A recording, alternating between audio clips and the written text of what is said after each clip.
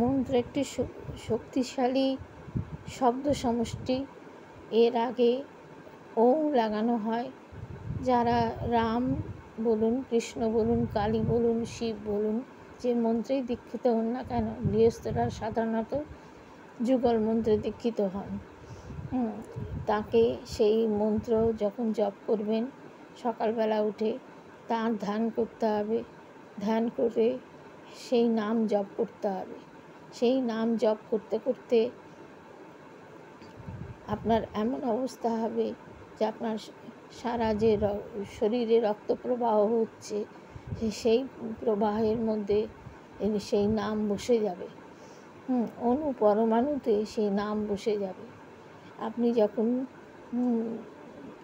নিজের ভেতরে ডুব দেবেন, বুঝতে পারবেন যে সেই মন্ত্র আপনার ভেতরে স্ফুরিত হচ্ছে, এবং অপার শান্তি লাভ করবেন। সেই শান্তিতে আপনার কাম, ক্রোধ, লোভ, মদ, মোহ, মাৎসর্য সবই আস্তে আস্তে আপনার শরীর থেকে চলে যাবে এবং আপনি অপার শান্তির সন্ধান পাবেন। আর এই মন্ত্র নিজের থেকে স্ফুরিত হয়, করতে করতে অভ্যস্ত হতে হতে স্ফুরিত হয়। আর গুরু মন্ত্র অত্যন্ত গোপন মন্ত্র। এই গুরু মন্ত্র গুরুদেব তার শিষ্যের কানে গোপনে বলেন, সেই মন্ত্রই জপ করতে হয়। সেই মন্ত্র জপ করতে করতে করতে করতে আপনার এই অবস্থা লাভ হবে। আপনাকে তার ইষ্টদেবের ধ্যান করতে হবে। ধ্যান করে তার নাম জপ করতে হবে। প্রথমে 108 দিয়ে শুরু করুন।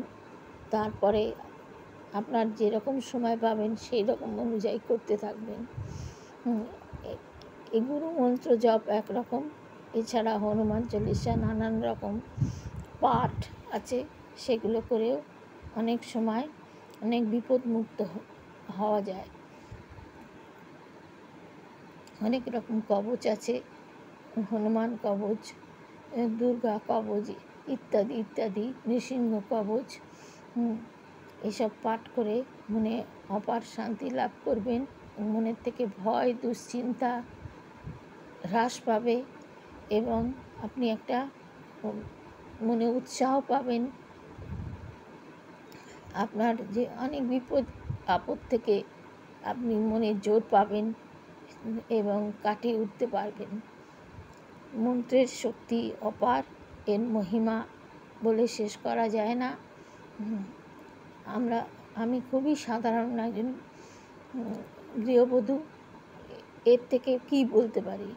মন্ত্র জপ করলে আপনার অবশ্যই অবশ্যই অবশ্যই ফল লাভ করবেন। আপনি নিজে বুঝতে পারবেন না, এবং এই মন্ত্র জপের ফলে আপনার সারা রক্ত প্রবাহ যে হচ্ছে সারা শরীরে, তার মধ্যে অণু পরমাণুতে বসে যায়। জয় শ্রীরাম।